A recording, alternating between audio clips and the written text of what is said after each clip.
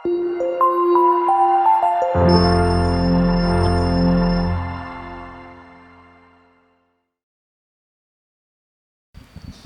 sejahtera dalam kasih Tuhan Yesus Kristus. Haleluya. Kasih setia Tuhan kita kembali nikmati bersama, yang memberikan kita kesempatan untuk ada dalam acara PA dan ibadah doa. Saya berterima kasih kepada Bapak Gembala memberikan saya kesempatan untuk berbagi kebenaran firman Tuhan. Dan kita akan memulai satu rangkaian PA dalam beberapa pertemuan ke depan. Jadi ini adalah yang pertama. Pendalaman Alkitab yang akan saya sampaikan pada hari ini dan beberapa pertemuan ke depan, saya berikan satu tema besar, yaitu hubungan orang tua dengan anak. Topik ini memang agak jarang dibicarakan, tetapi melalui pengalaman pribadi saya secara rohani dan mendengar dari banyak hamba-hamba Tuhan, ternyata hal ini sangat penting. Dan hubungan antara orang tua dan anak dibahas oleh Alkitab begitu banyak. Bahkan sejak penciptaan, ketika Adam dan Hawa memiliki anak, sudah dibahas di situ betapa hubungan dalam keluarga itu rumit. Dan kita tahu ada kisah Nuh, kita tahu ada kisah bagaimana Ishak dengan anak-anaknya. Sehingga sungguhlah hal ini perlu kita pelajari dalam masa-masa hidup kita, apalagi dalam pengiringan kita kepada Tuhan. Kita akan bertolak pada pertemuan pertama ini dari Efesus pasal 6 ayat 1 sampai 4. Efesus pasal 6 ayat 1 sampai 4. Saya bacakan bagi kita semua. Hai anak-anak, taatilah orang tuamu di dalam Tuhan, karena haruslah demikian. Hormatilah ayahmu dan ibumu. Ini adalah suatu perintah yang penting, seperti yang nyata dari janji ini, supaya kamu berbahagia dan panjang umurmu di bumi. Ayat 4. Dan kamu, bapak-bapak, janganlah bangkitkan amarah di dalam hati anak-anakmu, tetapi didiklah mereka di dalam ajaran dan nasihat Tuhan. Kita definisikan dulu orang tua dan anak yang dimaksud. Orang tua yang dimaksud adalah kita, tentu saja, yang memiliki anak. Itu orang tua. Bagaimana dengan anak? Anak adalah seseorang yang masih memiliki orang tua. Minimal masih memiliki otoritas di atasnya. Jadi ada orang tua secara jasmani, tetapi ada juga orang tua secara rohani. Orang tua dalam pekerjaan, dalam bisnis, ini akan sangat meluas. Tetapi intinya adalah orang tua adalah mereka yang memiliki keturunan, baik secara jasmani maupun secara rohani, atau hubungan apapun. Anak adalah mereka yang memiliki pembimbing, memiliki orang tua secara jasmani, secara rohani, dalam hubungan apapun. Khusus yang dibahas di dalam Efesus pasal 6 ayat 1 sampai 4 ini, ada satu batasan yang diberikan oleh Alkitab melalui Rasul Paulus kepada jemaat di Efesus, yaitu di dalam Tuhan. Artinya satu pergaulan dan hubungan orang tua dan anak di dalam Tuhan. Kita tidak bicarakan dalam konteks kriminalitas misalnya. Jadi ketaatan kepada orang tua yang harus, tetapi ternyata membimbing pada perbuatan yang jahat, yang kriminal, yang melanggar hukum, itu tidak. Di dalam Tuhan, yang saya yakin kita yang bersekutu saat ini dan para penikmat video ini di YouTube adalah orang-orang yang masuk di dalam kategori sementara bergaul di dalam Tuhan, di dalam kebenaran, di dalam pergaulan yang wajar orang tua dengan anak. Di pertemuan pertama ini saya hanya ingin membahas betapa pentingnya hubungan ini dikelola secara alkitabiah. Perhatikan baik-baik bahwa di dalam ayat 2 dikatakan bahwa perintah mentaati dan menghormati orang tua adalah perintah yang penting, dihubungkan dengan janji kebahagiaan dan panjang umur.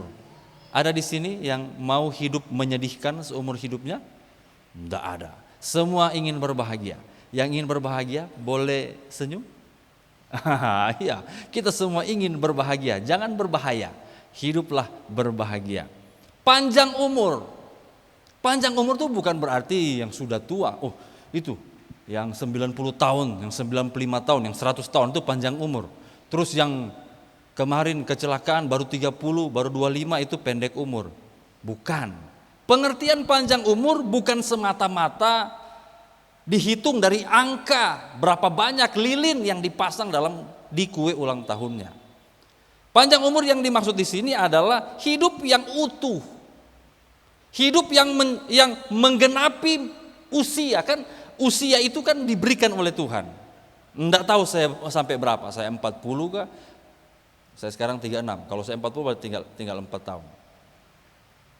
Pokoknya menggenapi usia yang diberikan Tuhan, penuh. Nah, itu panjang umur. Bukan cuma sampai di situ, tapi kemudian panjang umur juga bisa dikaitkan dengan, apalagi kita orang timur, orang Asia, dikaitkan dengan pengenangan. Mungkin bapak tua sudah meninggal 20 tahun lalu, orang tua atau opa atau oma, tapi masih disebut. Sudah 50 tahun meninggal masih disebut. Lu pung opa dulu. Itu. Dan saya mengalami itu. Ya, saya sering diceritakan oleh papa saya, kau punya opa itu petani yang sukses, yang rajin. Kau punya oma itu memanage keluarga karena anak-anaknya belasan, menyekolahkan anak-anak. Itu namanya panjang umur. Belum lagi ditarik sampai ke belakang, kau punya leluhur itu, yang punya margarewa itu, dia ikut pasukan yang berperang di Jawa, dikirim dari Minahasa. Diceritakan. Itu panjang umur. Tetapi panjang umur tidak akan tercapai jika tidak ada penghormatan kepada orang tua. Saya beri contoh. Saya akan banyak memberi contoh dan saya mencoba untuk mencari contoh-contoh itu dari kehidupan saya. Misalnya, saya sakit hati dengan papa saya. Hubungan saya dengan papa saya tidak beres. Apakah saya akan menceritakan prestasi dan kebaikan papa saya kepada Nicole? Tidak.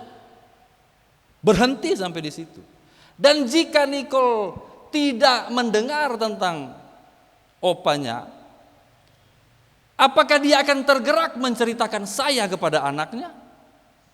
Tidak, berhenti sampai di situ. Jadi umur panjang tidak tercapai. Padahal itu yang Tuhan inginkan. Alasan yang pertama kenapa hubungan antara orang tua dan anak ini harus dimanage secara benar sesuai firman Tuhan, kita akan lihat detailnya di pertemuan berikut. Ada beberapa pertemuan kita akan lalui. Yang pertama ini adalah hukum. Katakan amin. Hukum. Di 10 hukum itu saudara, ada 10 hukum Taurat yang diberikan Tuhan kepada Musa, diajarkan kepada bangsa Israel dan menjadi nilai universal. Seluruh dunia, seluruh komunitas, seluruh budaya mengiyakan 10 hukum ini. Walaupun ada tentu saja modifikasi tertentu di bagian tertentu. Tapi 10 ini diakui. Hormati orang tuamu. Ada 4 hukum pertama yang mengatur hubungan manusia dengan Tuhan. 6 hukum berikutnya mengatur hubungan manusia dengan manusia. Dari 6 hukum yang mengatur hubungan manusia dengan manusia, ditaruh yang pertama adalah penghormatan kepada orang tua. Ini hukum. Kalau kita bicara hukum Bapak Ibu Saudara, maka setiap pelanggaran terhadap hukum, setiap pemenuhan yang tidak sempurna terhadap hukum pasti akan mendatangkan akibat. Itu hukum. Hukum apa? Hukum gravitasi. Hukum gravitasi berkata, semua orang, semua barang, semua benda yang memiliki massa jatuhnya ke bawah, bukan ke atas, karena ada gravitasi bumi. Ada di sini pernah terpeleset, dia jatuh di atas. Itu hukum. Dan pelanggaran terhadap hukum gravitasi akan menyebabkan kita keseleo, cepupak. No. Dia makanya pegang baik-baik, itu hukum. Hukum juga merupakan sistem reward and punishment.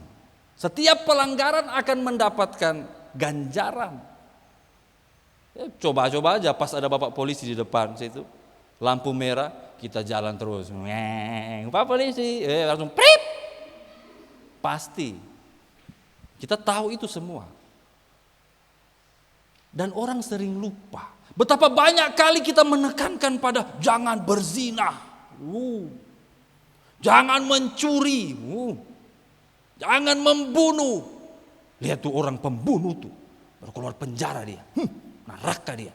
Kau nonton di televisi, pencuri, rasah, dapat tangkap. Tapi orang yang tidak menjaga hubungan antara orang tua dengan anak, kita kayak biasa saja kan? Betul tidak? Pahlawan orang tua, dia laki-laki nah.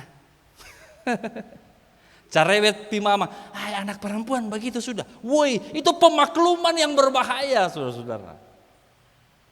Padahal dia ada di deretan 10 hukum Taurat.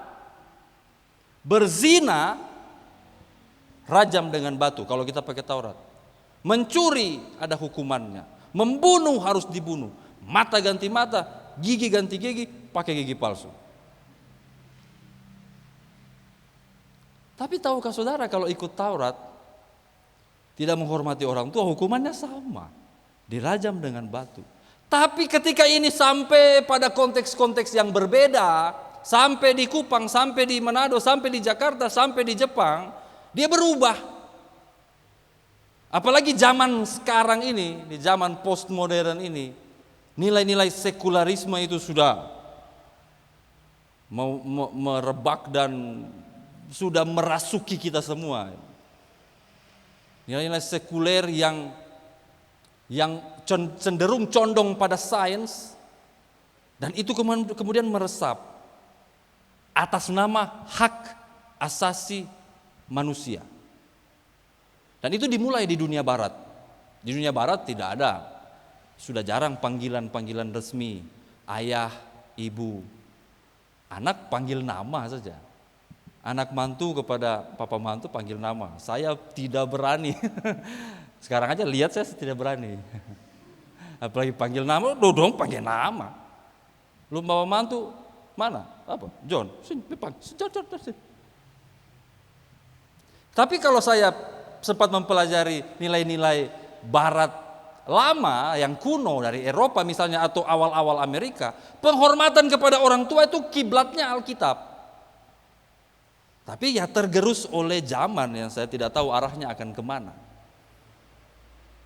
Tapi sekali lagi saya ulang, ini adalah hukum. Tidak salah.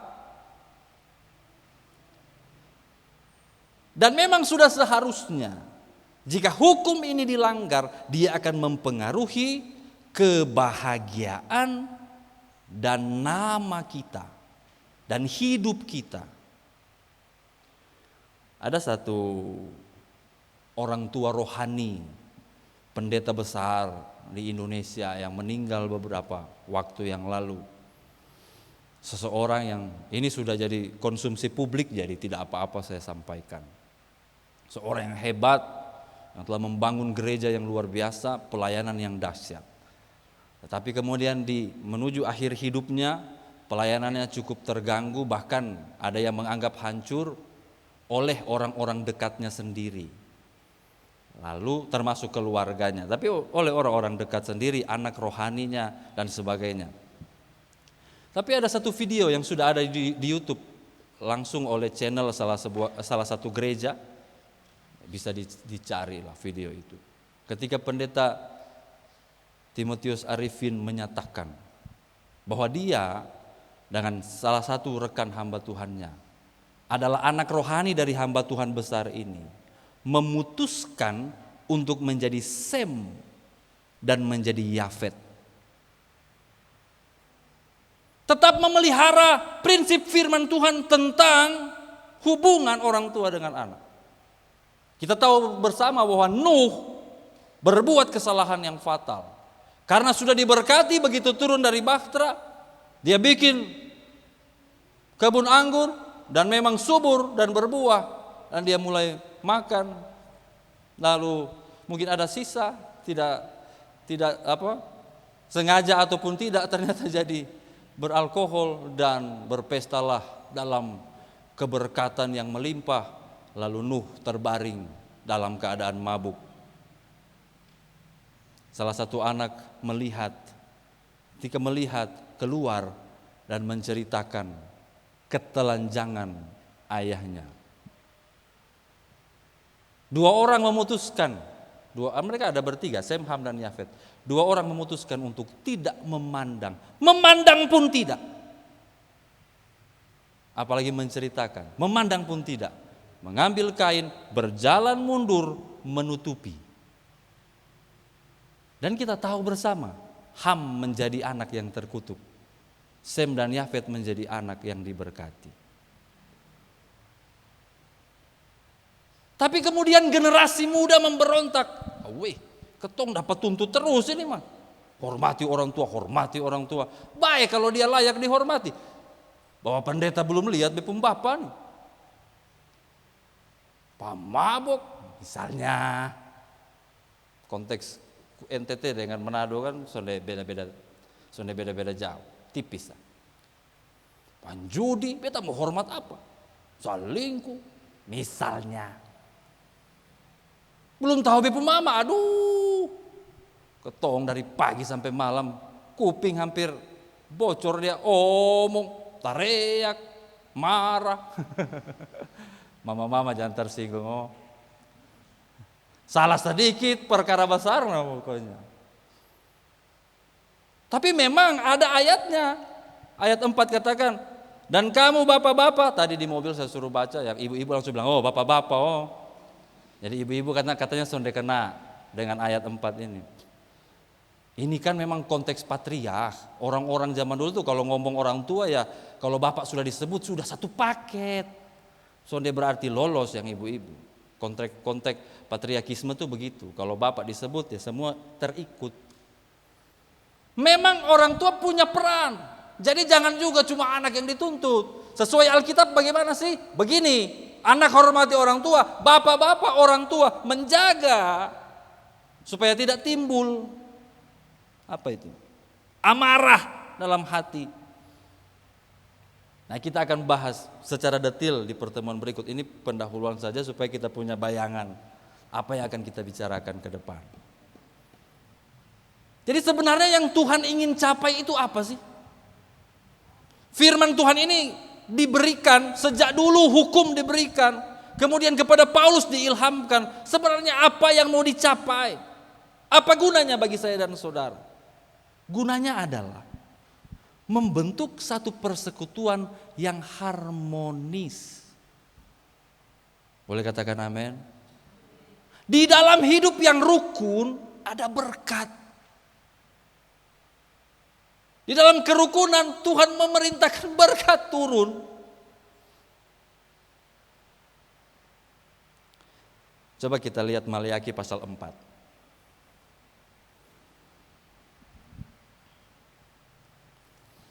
Kita akan membalik logika dari ayat ini untuk menyatakan betapa pentingnya hubungan baik antara orang tua dan anak. Maliaki pasal 4 ayat 6. Maliaki 4 ayat 6. Yang sudah lihat boleh bilang haleluya. Baca sama-sama 1, 2, 3. Maka ia akan membuat hati bapak-bapak berbalik kepada anak-anaknya, dan hati anak-anak kepada bapak-bapaknya, supaya jangan aku datang memukul bumi sehingga musnah.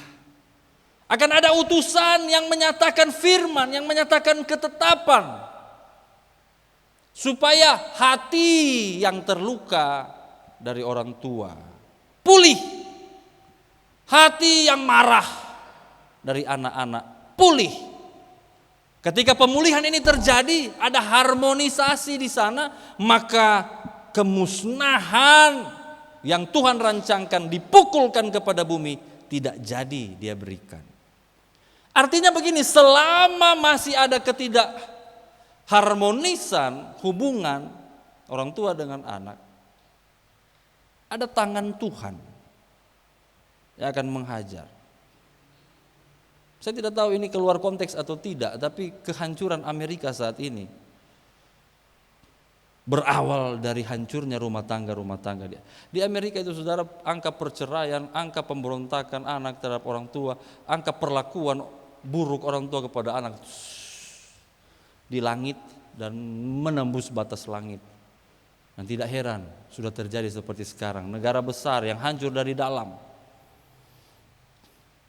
Mari kita saudara mulai merasa penting membina hubungan yang baik antara orang tua dengan anak.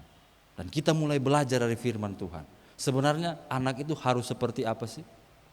Sebenarnya orang tua itu harus bagaimana sih? Sebenarnya hubungan yang harmonis itu akan menuju kemana sih? Lalu apa batasannya? Kan seringkali begini, yang jadi masalah tuh begini.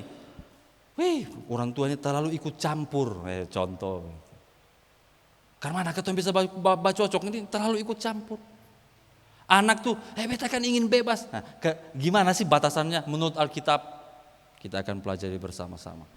Saya menutup PA pendahuluan ini, Bapak Ibu Saudara, saya cerita sedikit. Saya ini bukan anak yang kategori baik terhadap orang tua. Saya cukup berpengalaman dalam hal tidak taat kepada orang tua. Tetapi kemudian saya memutuskan untuk adalah 1-2 kali bikin papa saya senyum lah. Saya sering dengar cerita anak-anak berontak terhadap orang tua, saya dengar detilnya. Tanpa bermaksud saya mau bilang dia punya kalah, tapi saya punya pemberontakan ini parah, saudara. Sangat parah. Nggak usah saya cerita-cerita. Biar istri saya aja yang tahu. Nanti kalau papi tahu lagi, ternyata dia begitu. Tapi satu momen saya bilang, biarlah saya ikut papa saya. Karena dia sangat gembira kalau saya mau sekolah Alkitab. Ternyata itu adalah kebahagiaan terakhir dari ayah saya. Tahun 2002 saya mau sekolah Alkitab. 2003 selesai, masuk lagi kelas 2. Sementara kelas 2 sekolah Alkitab, papa saya meninggal. Puji Tuhan, sebelum dia meninggal, jadi bayangkan ya, kita itu agak-agak pulih itu 2002, dia meninggal 2004. Tapi waktu itu saya ke sekolah Alkitab, jadi kita tidak sempat bermesraan gitu. Dan waktu itu belum ada handphone, sudah ada sih, cuman mahal sekali pulsa. Jadi namanya anak sekolah Alkitab, uang juga terbatas, jadi komunikasi pasti tidak lancar. Tiba-tiba satu hari bulan Oktober, saya sementara gali lubang untuk fondasi karena sekolah Alkitab mau bangun, ada 3 lantai ke atas. Saya lagi di bawah penuh lumpur begini, sedot-sedot air. Tiba-tiba ada yang panggil, hit. Saya lihat ke atas, papa saya datang ke Bandar Lampung. Dari Manado ke Bandar Lampung. Entah apa yang merasukinya, memotivasinya. Tiba-tiba dia datang. Dan saya menikmati momen tidak sampai 1 minggu itu, saudara. Di tengah pekerjaan gali fondasi, kita jalan, naik becak berdua. Ya, bertiga dengan tukang becak di belakang. Kita ngobrol, makan. Saya tidak akan lupa sampai saya mati, saudara. Makan capcay yang tidak enak, tapi rasanya kok enak sekali. Karena sudah ada pemulihan. Dia pulang ke rumah, selang berapa bulan kemudian dia pulang ke Rahmatullah, ke rumah Bapa di surga. Ya begitulah. Jadi bagi yang masih punya orang tua, sayang-sayang.